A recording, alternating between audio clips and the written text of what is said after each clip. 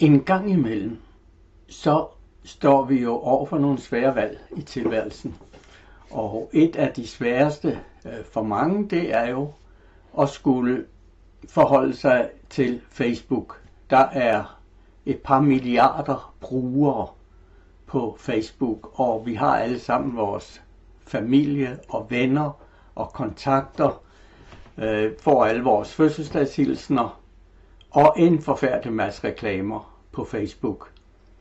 Det er samtidig blevet lidt uoverskueligt, hvis vi har alt for mange forbindelser.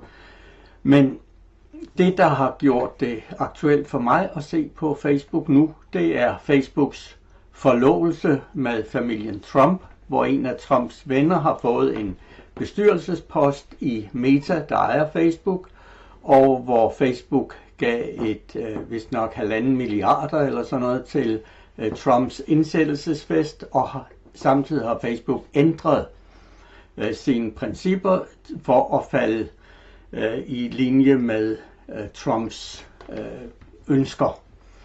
Og det har så gjort, at sammen med det anstrengte forhold til vores tidligere allierede USA, at jeg har besluttet at kigge efter et andet alternativ til Facebook. Og det er ikke sådan lige til at finde. Hvis man nu googler alternativer til Facebook, så får man sådan et virvar af ting her. Jeg har været inde og prøve blandt andet en, der hedder Blue Sky. Blue Sky er uafhængig, er reklamefri, men er også amerikansk og har fået en enorm vækst efter at Trump er blevet præsident. Væksten er selvfølgelig hovedsageligt i USA, hvor man på en uge fik 30 millioner nye brugere. Men det har så krævet nye penge, og hvor har de fået det fra? Det har de fået fra et eller andet foretagende, der dyrker kryptovaluta som deres indtægtskilde. Og det synes jeg heller ikke er så tiltalende. Så jeg er ved at forlade Blue Sky igen, og så har jeg været inde og kigge på de her forskellige muligheder, der er. Og det jeg så har fundet, fordi mit kriterie det var, at det skulle være europæisk, det skulle være i gåseøjne gratis, og det skulle ikke være reklamefinansieret, og det er ikke nogen, der må dele mine oplysninger, eller sælge mine oplysninger. Der har jeg så fundet noget, der hedder Mastodon. De er med decentrale server. Det er et tysk initiativ, og der er en server i København, man kan slutte sig til. Jeg har valgt en server i Berlin, fordi det er den største afdeling og det mest stabile, man kan finde. Og hvis man kigger på, hvordan ser Mastodon så ud, så kan man se, det ligner jo noget, vi kender. Og det er forholdsvis let. Man trykker på en pen og sætter noget op. Det kører både på PC og på telefonen. Og her der kan jeg sætte mit onsdagslej på, ligesom jeg plejer, og man kan dele andres link, som jeg har gjort her. Man kan søge på venner og bekendte, hvis man ellers kan finde nogen herinde på. Det er let at lave et opslag og sende ind. Det er let at finde, hvis man nu har nogle venner eller noget, man gerne vil se, så kan man jo søge på det også. Hvis vi nu søger efter Maltesen, som er en af mine gode venner her. Maltesen, hvor havde vi her? Søg efter profilen Maltesen. Det kunne jeg så ikke lige finde.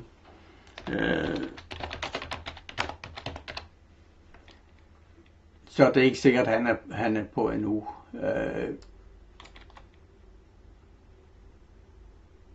Men i hvert fald, så fungerer det på samme måde, som det gør på Facebook, med at man har venner og kan til at fremmelde, og man bestemmer selv, hvad man vil se, og hvem der kan se ens ting.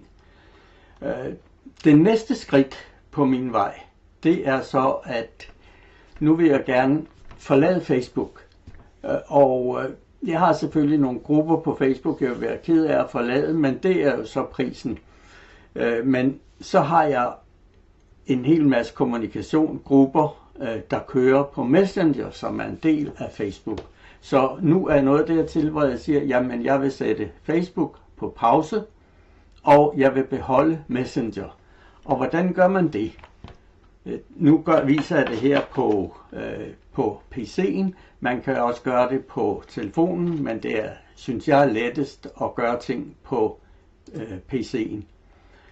Hvis man går ind på Facebook, og så klikker man heroppe i højre hjørne på sit profilbillede, og her der går man så ind og klikker på indstillinger og privatindstillinger, og når man har gjort det, så klikker man på indstillinger, og når man har gjort det, så går man herover på kontocenter, og så trykker man på personlige oplysninger, og når man er der på personlige, så går man ned og trykker på noget, der skulle hedde ejerskab. Bum, bum. Personlige oplysninger der, ja. Og så går man herover under personlige oplysninger og trykker på ejerskab og kontrol over konto. Når man trykker her, så kan man så beslutte, for eksempel hvis man nu er gået bort, hvad skal der så ske med ens konto, eller man kan deaktivere eller slette den nu. Nu vælger jeg så at trykke her, deaktivere. Jeg vil gøre det med min Facebook-konto, og jeg kan deaktivere den midlertidigt, og vigtigt, jeg vil stadig kunne bruge Messenger. Jamen det er jo lige det, jeg vil have, så jeg trykker fortsæt. Og så skal jeg så lige trykke min adgangskode. Det er så spørgsmålet om jeg kan huske den. Det skulle jeg gerne. Og så skriver jeg lige her, at hvorfor gør jeg det her. Og jamen, jeg vil ikke beskrive her.